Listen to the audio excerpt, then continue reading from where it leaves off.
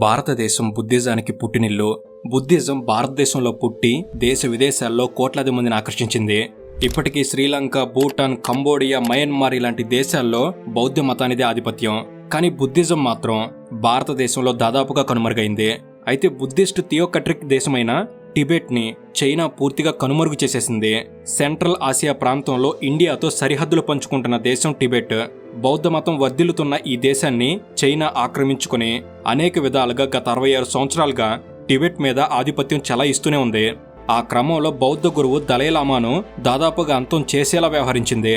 Dalai Lama China సైనికుల నుంచి తప్పించుకుంటూ ప్రాణాలు కాపాడుకోవడం కోసం దేశం విడిచి పారిపోవాల్సి వచ్చింది. దలైలామాను పట్టుకోవడం కోసం చైనా చేసిన ప్రయత్నాలు విఫలం అవడం వల్లే దలైలామా నేడు ప్రాణాలతో ఉన్నారు. ఒక దలైలామాను మాత్రమే కాదు, చైనా ఇంపీరియలిజానికి టిబెట్ తీవ్రంగా నష్టపోయింది. ఇప్పటికీ నష్టపోతూనే ఉంది. టిబెట్ విషయంలో ఇతరుల జోక్యాన్ని సహించమంటూనే టిబెట్లో జరుగుతున్న తిరుగుబాట్లను చైనా ఉక్కుపాదంతో అణిచివేస్తూనే ఉంది. కనుక ఈ వీడియోలో మనం చాలా ముఖ్యమైన విషయాలను తెలుసుకోబోతున్నాం. అసలు టిబెట్ని చైనా ఎలా ఆక్రమించింది, టిబెట్ను చైనా ఆక్రమించడానికి కారణాలేంటి, ఎందుకని దలైలామాను చైనా వెంటాడుతుంది, టిబెట్కు చెందిన బౌద్ధ గురువు దలైలామా ఇండియాలో ఎందుకు ఆశ్రయం పొందుతున్నారు, చైనా నియంతృత్వానికి టిబెట్ ఏ విధంగా బలైంది, అసలు తదుపరి దలైలామా ఎవరు, ఆయన్ని ఎలా ఎంపిక చేస్తారు, ఇలా ప్రతి ఒక్క విషయాన్ని మనం స్పష్టంగా తెలుసుకుందాం. కనుక వీడియోని ఎండ్ వరకు మిస్ కాకండి. అండ్ ఇలాంటి మరెన్నో ఇన్ఫర్మేటివ్ వీడియోస్ ఇక్కడ నుంచి వెంటనే తీసుకురాబోతున్నాం. అవన్నీ మీ వరకు చేరేందుకు తప్పకుండా మన తెలుగు నాలెడ్జ్ ఫ్యామిలీలో మీరు కూడా భాగం కండి. సో ఇక లేట్ చేయకుండా let's get into the video.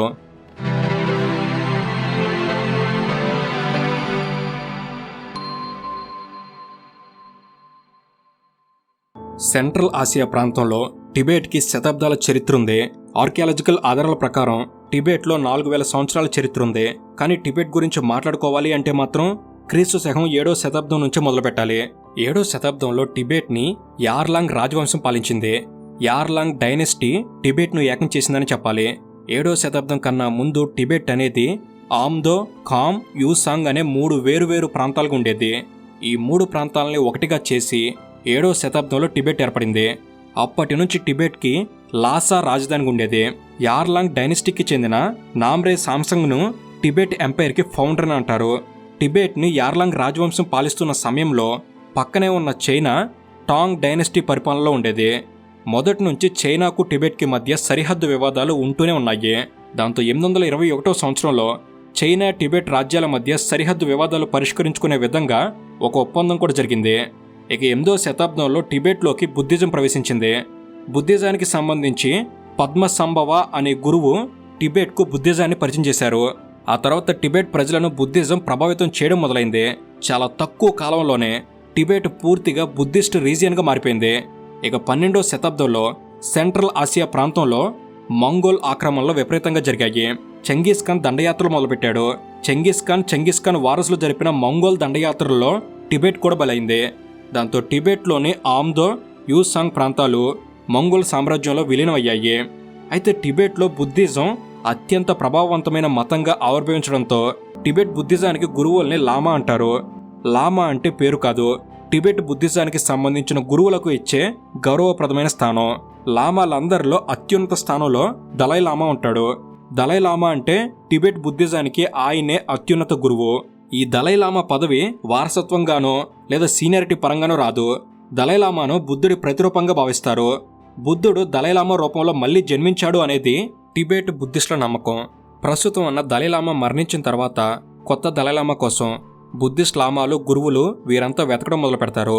Dalai Lama ఎంపిక ప్రక్రియ ఎలా ఉంటుందో కూడా ఈ వీడియోలోనే మనం చెప్పుకుందాం. ముందుగా చైనా టిబెట్ను ఎలా ఆక్రమించింది అనే విషయం పూర్తయితే మనం మాట్లాడుకోవాల్సిన విషయాలు చాలా ఉన్నాయి. అయితే దలైలామాకు ఉన్న ప్రాధాన్యత వల్ల టిబెట్లో దలైలామాకు చాలా అధికారాలుంటాయి. 1720లో చైనాకు చెందిన క్వింగ్ డైనాసిటీ టిబెట్ మీద దండయాత్ర చేసి టిబెట్ని ఆక్రమించుకున్నాడు.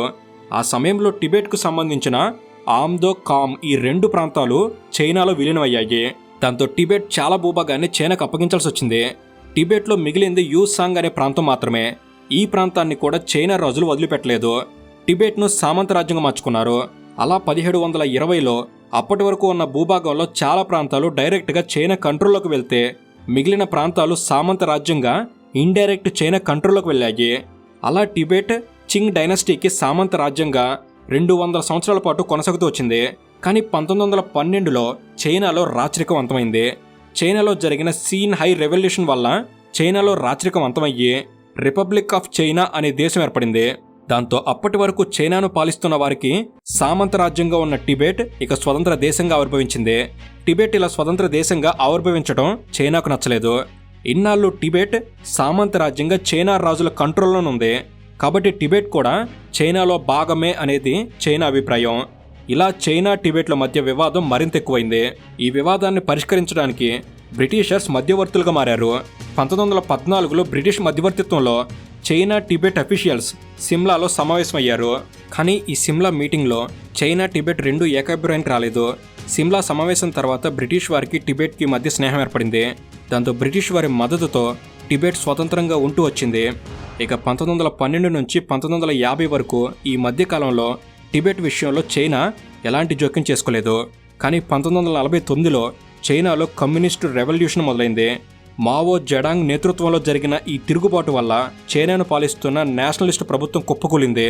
దాంతో 1912 నుంచి 1949 వరకు చైనాను పాలించిన నేషనలిస్ట్ పార్టీ చైనాను వదిలి తైవాన్కు పారిపోయింది. దాంతో China communist party Mao Zedong నాయకత్వంలో 1949లో పీపుల్స్ రిపబ్లిక్ ఆఫ్ చైనాగా ఏర్పడింది. మావో జెడాంగ్ చాలా బలమైన నేతగా ఆవిర్భవించాడు. ఎందుకంటే మావో జెడాంగ్ మొదలుపెట్టిన తిరుగుబాటుని చైనాను పాలిస్తున్న నేషనలిస్ట్ ప్రభుత్వం, దాని ఆర్మీ ఇవేం అడ్డుకోలేకపోయాయి. రిపబ్లిక్ ఆఫ్ చైనా ఎప్పుడైతే పీపుల్స్ రిపబ్లిక్ ఆఫ్ చైనాగా మారిందో అప్పటి నుంచి టిబెట్కి గండం మొదలైంది.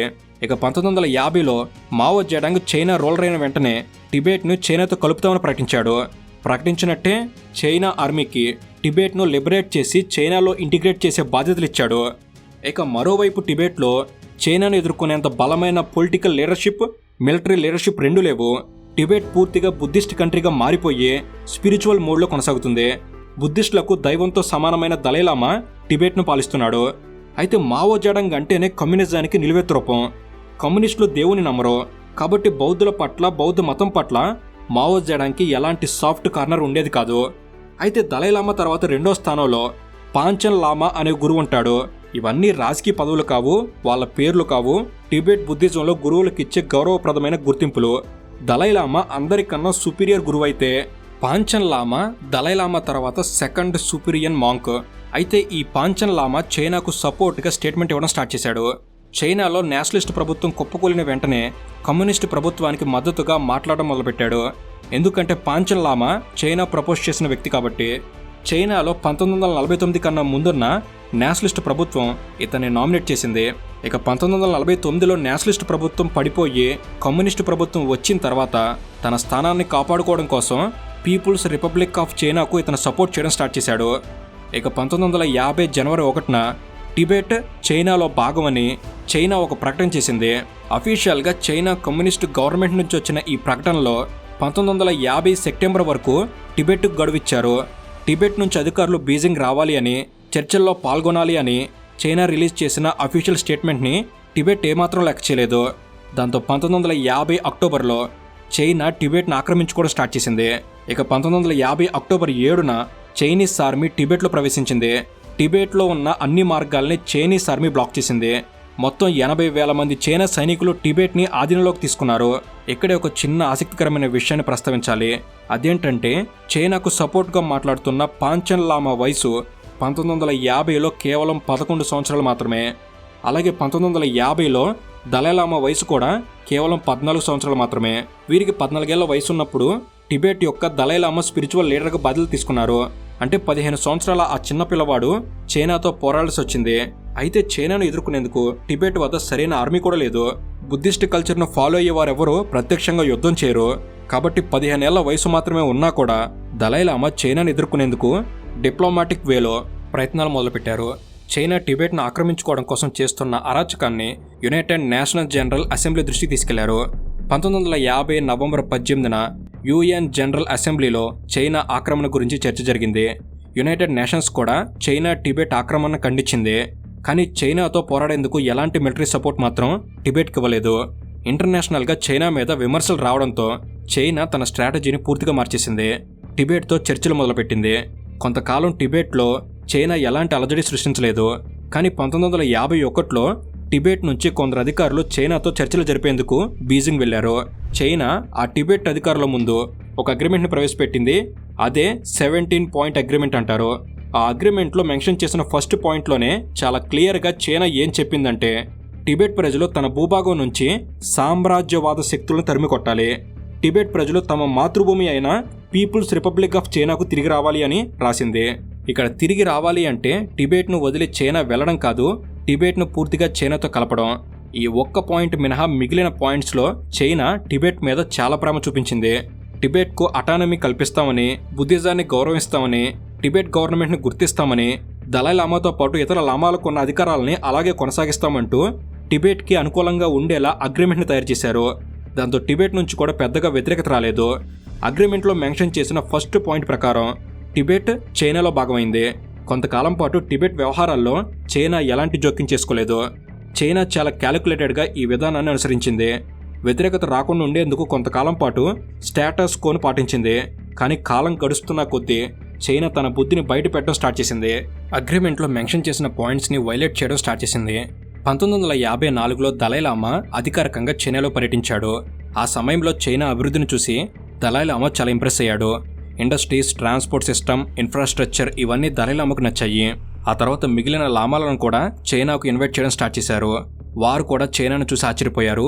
నిజానికి టిబెట్ చాలా వెనకబడిన ప్రాంతం కాబట్టి వీరంతా చైనాలో డెవలప్మెంట్కి ఇంప్రెస్ అయ్యారు. దలైలామాతో పాటు లామాలతో చైనా సత్సంబంధాలు పెట్టుకుంది. చైనా పట్ల వీరు కూడా పాజిటివ్గా ఉండటం స్టార్ట్ చేశారు. ఎప్పుడైతే లామాలలో చైనా మీద పాజిటివ్ కార్నర్ ఏర్పడిందో చైనా ఒక ప్రపోజల్ పెట్టింది. టిబెట్లో రీఎడ్యుకేషన్ పాలసీని ప్రవేశపెట్టింది. ఈ రీఎడ్యుకేషన్ పాలసీ ప్రకారం టిబెట్ ఇంటెలెక్చువల్స్కి టిబెట్లో చైనీస్ ఎడ్యుకేషన్ అమలు చేయడం స్టార్ట్ చేశారు. నెమ్మదిగా టిబెట్ ప్రజలకు చైనా పట్ల నమ్మకాన్ని, విశ్వాసాన్ని కలిగించడం కోసం ఇలా చైనీస్ ఎడ్యుకేషన్ పాలసీని ప్రవేశపెట్టారు. ఇదంతా టిబెట్ ప్రజల మంచి కోసమే అన్నట్టుగా అందరూ భావించారు. కానీ దీని వెనక చాలా పెద్ద స్ట్రాటజీ ఉంది.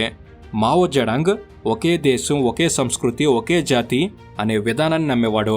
దేశంలో ఉన్న ప్రజలంతా ఒకే విధంగా ఉండాలి అనేది చైనా కమ్యూనిస్టు ప్రభుత్వ ఆలోచన.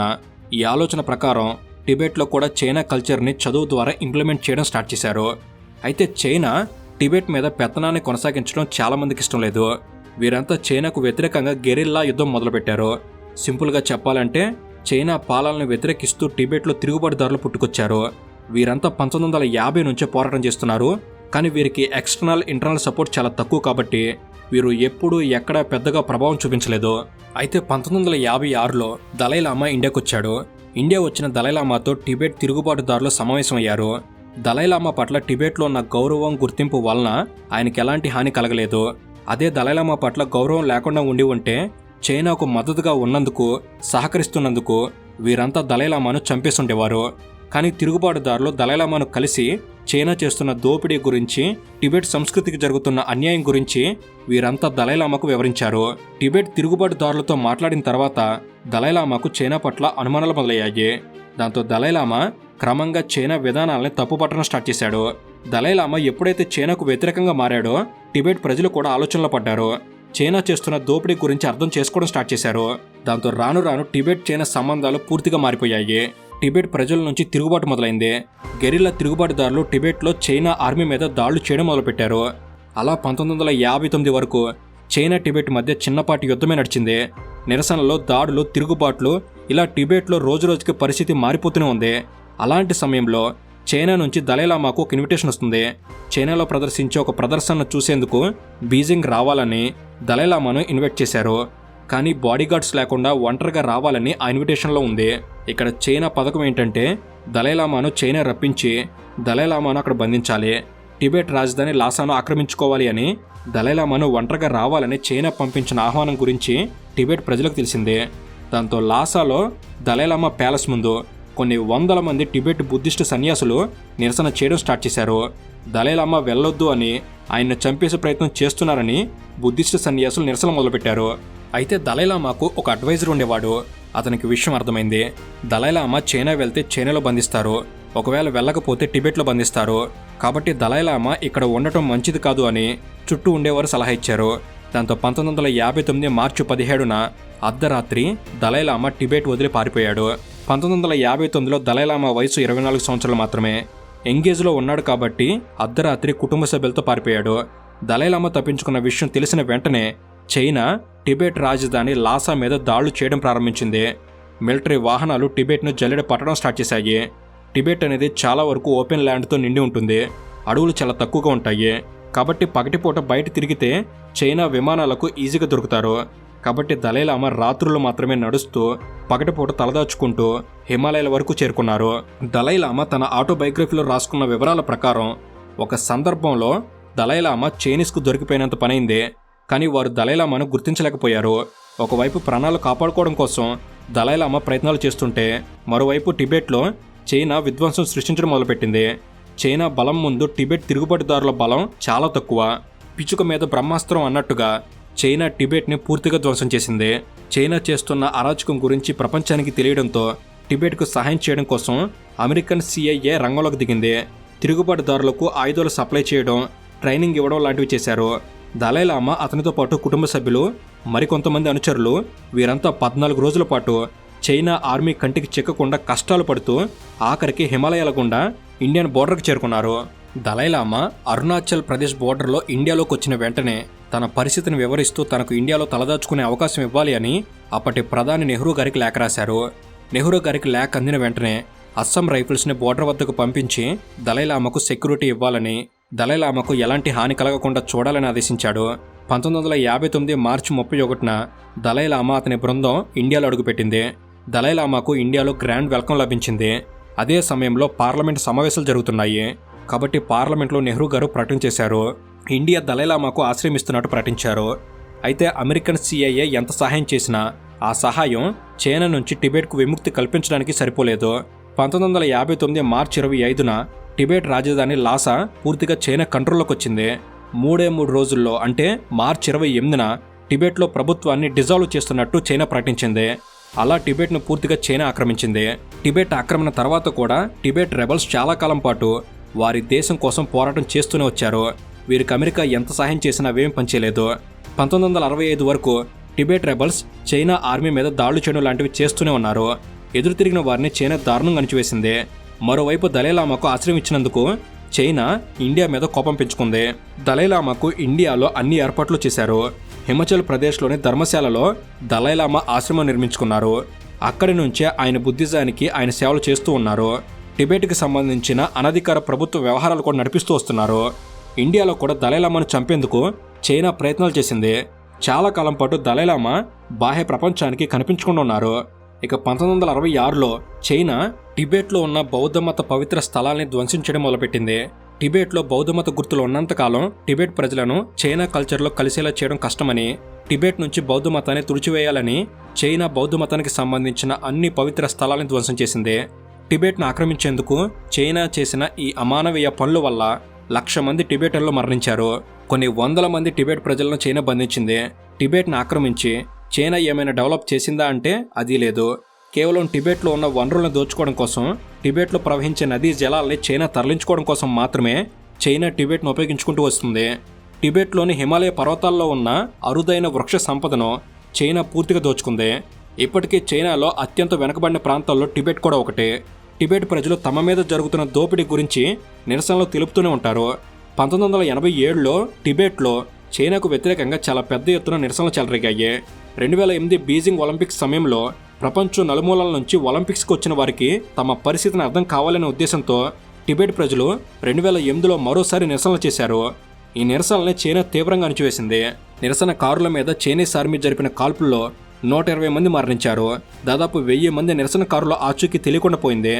కాబట్టి టిబెట్ ఎప్పుడు తిరగబడినా చైనా జాలి, దయ, కరుణ లాంటివి ఏమాత్రం చూపించదు. అందుకే టిబెట్ ప్రజలు చైనా పెడుతున్న కష్టాలను తట్టుకుంటూ జీవించడానికి అలవాటు పడ్డారు. అలా చైనా టిబెట్ అనే దేశాన్ని పూర్తిగా ఆక్రమించుకుని దోచుకుంటూనే ఉంది. చైనా టిబెట్ విషయంలో ఎవరి జోక్యాన్ని సహించదు. టిబెట్ అనేది చైనా ఇంటర్నల్ మ్యాటర్ అంటూ ఇతర దేశాలని టిబెట్ గురించి మాట్లాడకుండా చేస్తుంది. అయితే 2025లో ఈ వీడియో చేస్తున్న సమయానికి ఇండియాలో ఆశ్రయం పొందుతున్న 14వ దలైలామా వయసు 90 సంవత్సరాలు. అయితే దలైలామా స్థానం అనేది జీవితకాలం పాటు ఉంటుంది. రిటైర్మెంట్ అనేది ఉండదు. క్రిస్టియానిటీలో ఎలాగైతే పోపు పదవి మరణించే వరకు ఉంటుందో, దలైలామా మరణించిన తర్వాత దలైలామా మళ్ళీ పుడతాడు అని బుద్ధిస్టుల నమ్మకం. కాబట్టి దలైలామా మరణించిన సమయంలో ఆయన తల ఏ దిశలో ఉంటే ఆ దిశలో దలైలామా పుడతాడు అని వారు నమ్ముతారు. దాంతోపాటు దలైలామా అంత్యక్రియల సమయంలో ఆయన చితి నుంచి పొగ ఎటువైపు ప్రయాణిస్తే ఆ దిశలో దలైలామా పుడతాడని నమ్ముతారు. ఇలా దలైలామా మరణించిన తర్వాత కొత్త దలైలామా కోసం అన్వేషణ మొదలవుతుంది. టిబెట్లో ఒక సరస్సు ఒడ్డున బుద్ధిస్టు సన్యాసులంతా ధ్యానం చేసి కొత్త దలైలామాకు సంబంధించిన విషయాలు తెలుసుకునే ప్రయత్నం చేస్తారు. అలా బుద్ధిస్టుల నమ్మకాలు, ఆశయాలు ఇవన్నీ ఎవరిలోనైతే కనిపిస్తాయో అలాంటి చిన్నపిల్లలను తీసుకొచ్చి దలైలామాను చేస్తారు. ప్రస్తుతం ఉన్న దలైలామా ఆయన 2 ఏళ్ల వయసు ఉన్నప్పుడు ఆయన తీసుకొచ్చారు. గత 88 ఏళ్లుగా ఆయన దలైలామాగా కొనసాగుతూ ఉన్నారు. అయితే తర్వాతి దలైలామా ఎవరు అనే విషయంలో సాంప్రదాయం పాటించకుండా ఉండేందుకు చైనా ప్రయత్నాలు మొదలుపెట్టింది. ఇప్పటికీ తర్వాతి దలైలామా విషయంలో చైనా జోక్యం ఉండకూడదని దలైలామా తన అనుచరులకు చెప్పాడు. కానీ చైనా మాత్రం తమకు అనుకూలమైన వ్యక్తిని 15వ దలైలామాగా నియమించే ప్రయత్నాలు మొదలుపెట్టింది. ఈ మధ్య కాలంలో దలైలామా ఎంపిక విషయంలో సెంట్రల్ మినిస్టర్ కిరణ్ రిజిజు మాట్లాడినందుకు చైనా అఫీషియల్ స్టేట్మెంట్ రిలీజ్ చేసి దలైలామా గురించి మాట్లాడడం అంటే చైనా ఇంటర్నల్ విషయాల్లో జోక్యం చేసుకున్నట్టేనే హెచ్చరించింది. కాబట్టి ప్రస్తుతం ఉన్న దలైలామా కాలం చేస్తే 15వ దలైలామా ఎంపిక విషయంలో చాలా ఆసక్తికరమైన పరిణామాలు చోటు చేసుకోవడం మాత్రం ఖాయం. సో ఇది ఫ్రెండ్స్, ఈ వీడియో అనేది జరుగుతున్న పూర్తి విషయాలను మీకు వివరించడంలో ఎంతో కొంత ఉపయోగపడిందని నేను భావిస్తున్నాను. ఇలాంటి మరెన్నో ఇన్ఫర్మేటివ్ వీడియోస్ ఇక్కడ నుంచి వెంటనే తీసుకురాబోతున్నాం. అవన్నీ మీ వరకు చేరేందుకు తప్పకుండా మన ఛానల్ సబ్స్క్రైబ్ చేసుకుని బెల్ ఆల్లో పెట్టుకోగలరు మనవి. Thank you for watching. Have a good day.